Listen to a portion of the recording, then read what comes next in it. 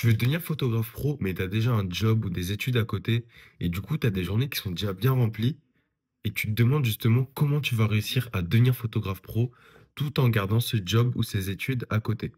Donc déjà, si tu penses qu'il faut avoir plus de temps pour lancer un business photo, t'inquiète pas, il n'y a vraiment pas besoin de plus de temps. Par contre, ce qui est essentiel, c'est de savoir prioriser et s'organiser pour pouvoir lancer ce business en side hustle, comme on appelle ça en Amérique. Donc dans cette vidéo, je vais te donner vraiment un plan simple, efficace pour prioriser les actions les plus importantes pour commencer justement à générer des revenus avec ta photographie en side job et ensuite, pourquoi pas, la faire passer en job principal. Et d'ailleurs, si tu veux que je t'accompagne à devenir photographe pro dans les prochains mois, j'ai fait une petite vidéo qui est dans le premier lien en description où je te détaille toute ma méthode et toutes les étapes que tu vas devoir suivre pour toi aussi devenir photographe pro. Donc la plupart du temps, les gens qui ont un job à côté de leur passion qui est la photo font les trois erreurs que je vais te citer juste après. Et franchement, si tu arrives à les éviter et à bien prioriser les bonnes tâches, ça va pas être si compliqué en fait de commencer à générer des revenus en complément de revenus.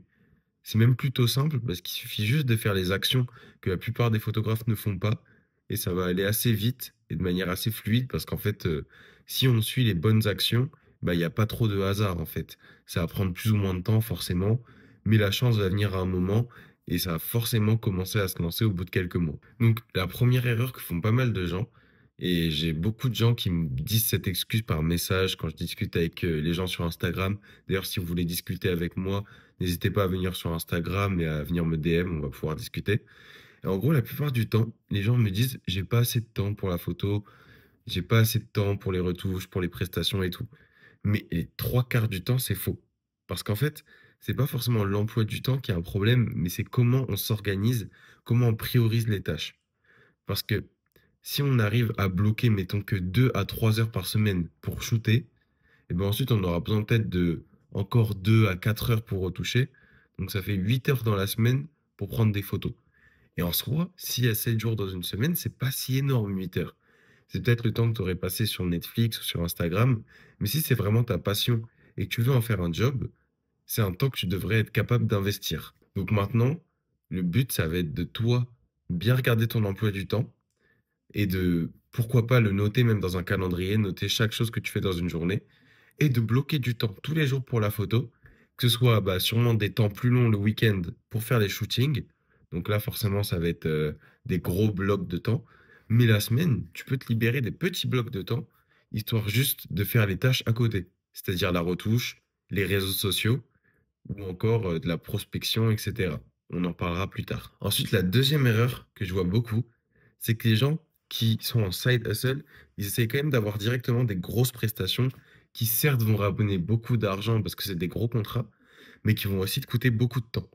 Par exemple, si tu essayes directement de commencer par des mariages, des gros événements, etc., c'est sûr qu'un shooting qui va te prendre 8 heures d'affilée et qui ensuite va peut-être te prendre, allez, encore 8 à 15 heures de tri plus retouche, ah, ça va être très compliqué à gérer à côté d'un métier ou d'études.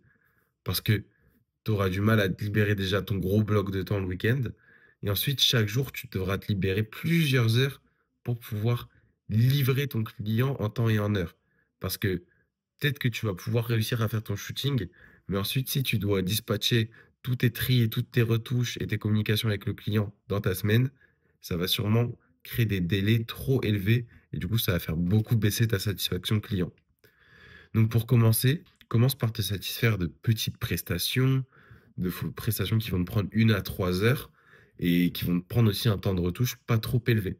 Comme ça va te permettre de garder une bonne satisfaction client et même pour toi au niveau de ta fatigue, ce sera beaucoup plus gérable à côté d'autres activités qui sont tout aussi fatigantes. Comme ça, tu vas pouvoir vraiment faciliter la gestion de ton business à côté et tout va être beaucoup plus fluide et plus rapide pour toi et pour tes clients. Et enfin, la troisième erreur que je vois beaucoup de photographes faire en ayant leur activité photo à côté de leur job, c'est de se concentrer sur des tâches inutiles. Je vais te donner un exemple.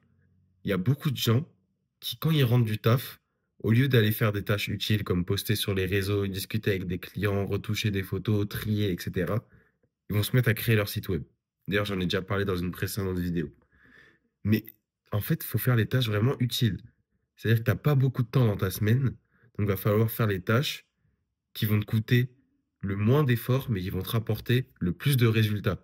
Comme la loi de Pareto du 20-80, il y a 20% de tes tâches qui vont te rapporter 80% de tes résultats.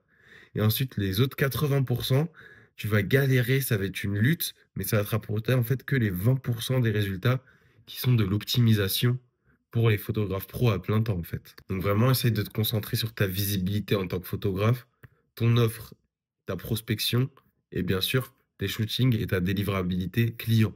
C'est-à-dire bah, la qualité de tes shootings et la qualité de ton rendu, de ta prestation. C'est-à-dire le temps que tu mets, ta galerie en ligne, est-ce qu'elle est cool, est-ce que tu envoies en WeTransfer, etc. Tu vois. Donc maintenant, comment tu vas faire pour organiser ton temps à côté de ton job principal? Et bah, comme je te l'ai dit précédemment, il va vraiment falloir utiliser la méthode qu'on appelle le time blocking. Donc c'est quoi les time blocking? En gros, c'est de prévoir ses journées au moins un jour à l'avance en mettant des blocs de temps dans son calendrier pour, à la fin de la journée, avoir fait toutes les tâches les plus importantes pour nous. Imagine que tu travailles de 9 heures à 17 heures. Et ben, la veille pour le lendemain, chaque jour, tu vas te faire une petite to-do list de toutes les tâches importantes que tu dois faire le lendemain. Donc, mais pas les tâches qui sont vraiment basiques, comme prendre un petit déjeuner ou manger ou quoi, parce que ça va un peu te créer du brouillard mental parce qu'il y aura trop de choses. Mais mets vraiment tes tâches importantes. Aller au travail, ta tâche photographique et peut-être une séance de sport ou quelque chose comme ça. Et ensuite, tu vas essayer de voir, bah, selon ton emploi du temps, où est-ce que tu peux caler chaque tâche en estimant le temps qu'elle va te prendre. Je te donne un exemple. Moi, à l'époque, j'étais étudiant à côté de mon activité photo, donc étudiant en alternance. Donc souvent, ce que je faisais, moi, j'aime pas beaucoup me lever tôt. Donc je me levais à l'heure normale, j'allais au travail, et ensuite, quand je revenais, eh ben, je me mettais 1 à 2 heures pour gérer mon business photo, les réseaux sociaux, les retouches ou quoi. Et je me mettais aussi 1 à 2 heures pour une séance de sport. Donc ça voulait dire que quand je rentrais autour de 18 heures chez moi, eh ben, jusqu'à 22 heures, j'étais occupé par des tâches qui m'étaient vraiment utiles. Et après 22 heures, je faisais ce que je voulais. Mais comme ça me permettait vraiment de ne pas éviter les tâches qui sont importantes pour moi, de ne pas procrastiner. Parce que, crois-moi, si c'est pas sur ton planning, ça va très souvent passer à la trappe. Alors que si c'est sur ton planning avec une belle to-do list, tu vas beaucoup plus y penser et tu auras beaucoup plus envie de le faire. Et crois-moi, au bout de quelques semaines, ça va devenir une habitude et au bout de quelques mois, ça va porter ses fruits et il y aura des vrais résultats concrets dans ta vie. Maintenant, un deuxième conseil que je pourrais te donner, ce serait d'utiliser les moments creux pour la prospection. Que ce soit quand tu es au travail, pendant les pauses, café, pendant la pause déjeuner, etc. Il faut vraiment que tu prospectes. Donc, tu vas aller sur Instagram, envoyer des messages avec des clients, avec des prospects potentiels, etc. Et ça va te permettre, en fait, d'utiliser tous ces moments creux pour faire un peu de prospection. Et en fait, ça va faire augmenter ton volume de prospection sans que tu t'en rendes compte. Si, par exemple, tu veux contacter une trentaine de prospects par jour, et bah, si à chaque poste, tu en contactes 5, et bah, peut-être que le soir, il t'en restera plus que 10 ou plus que 5 à contacter. Donc, en fait, ça te fait exploser le volume de prospection sans trop t'en rendre compte et sans avoir à utiliser des gros blocs de temps pour la prospection. Et ensuite, essaie de gérer tes retouches et tes tris intelligemment.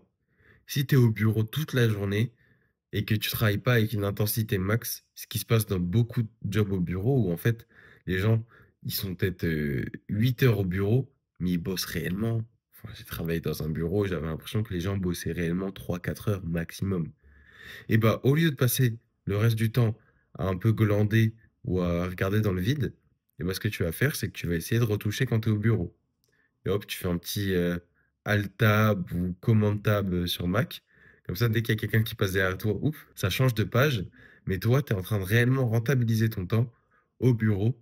Et du coup, bah, tu peux gérer en fait tes retouches, etc. tout en étant en bureau ou en cours. Bien sûr, ne mets pas à mal ton travail ou tes études, mais on sait tous qu'il y a des moments où on fait pas grand-chose. Et au lieu de pas faire grand-chose, eh ben, fais autre chose, fais quelque chose d'utile pour toi. Il y a personne qui va te demander de le faire, mais en même temps, il y a que toi qui vas récolter tous les fruits de ce travail que tu vas faire pendant que les autres ne font rien. Et enfin, comment est-ce que tu vas faire pour trouver tes premiers clients à côté de ce travail?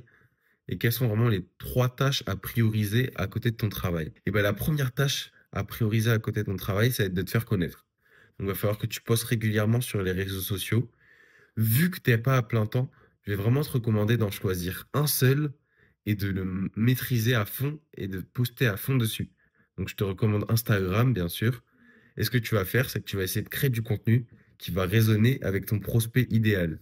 Donc si par exemple tu fais des photos de mariage, eh ben, tu vas pouvoir parler avec les futurs mariés en leur disant, par exemple, comment choisir votre photographe de mariage, comment choisir un bon domaine pour un mariage, en mettant des backstage de shooting de mariage que tu as fait, etc.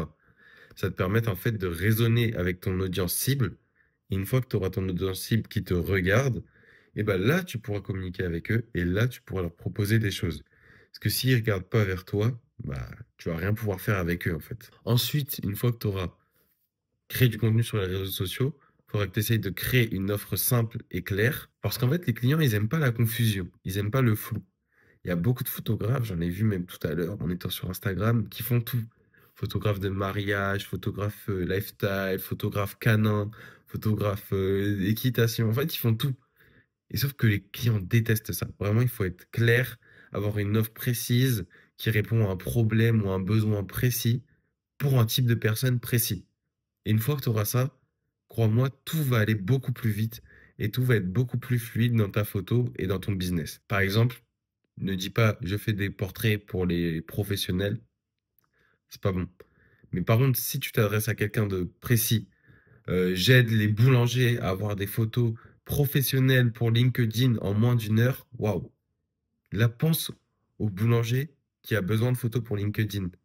En fait, il sent que tu lui parles directement à lui, donc il aura beaucoup plus de facilité à bosser directement avec toi. Et enfin, même si tu as pas beaucoup de temps, passe des appels pour closer les clients. Closer, c'est-à-dire les signer. Parce que en étant par message et en restant uniquement par écrit, en laissant le temps aux gens de répondre, etc., tu perds beaucoup de clients, tu perds beaucoup en taux de conversion. Donc passe des appels avec les gens, que ce soit des visios ou des appels téléphoniques aussi, et tu vas voir que ton taux de conversion va beaucoup augmenter. Et même, tu seras beaucoup plus honnête avec les gens parce que tu vas pouvoir régler leurs problèmes en direct, réellement comprendre ce qu'ils font, ce dont ils ont besoin, et tu vas réellement trouver des solutions à leurs problèmes. Parce qu'un appel bien mené, c'est plus de chances d'avoir un client satisfait parce que tu vas réellement comprendre et répondre à son problème, et surtout beaucoup plus de chances d'avoir un client signé parce que tu vas pouvoir lui effacer ses peurs en direct et lever ses objections. S'il dit: «Ah, je dois en parler avec ma femme, ah, je dois en parler avec nanani nanana», et ben, tu seras entraîné pour lever toutes ces objections et pour pouvoir, en fait, lui faire accéder à ce qu'il veut réellement. Des photos qui vont régler ses problèmes, répondre à ses besoins. Donc maintenant, tu as toutes les bases pour te lancer en photo, même si tu as un job à côté. Maintenant, si tu veux aller plus vite et que je t'aide personnellement au quotidien à devenir photographe pro, et ben, il y a un lien dans la description où il y a une vidéo où je t'ai vraiment tout détaillé sur ma méthode, comment je vais t'aider à devenir photographe pro. Donc, je t'invite à cliquer dessus. C'est totalement gratuit. Et on va voir ensemble justement comment je peux t'aider. N'hésite pas à me dire en commentaire si jamais tu as un problème que tu rencontres au quotidien par rapport à ta photo et le fait de devenir pro. Et j'y répondrai sûrement dans une prochaine vidéo ou par message Instagram directement. Sur ce, like, abonne-toi et on se dit à la prochaine.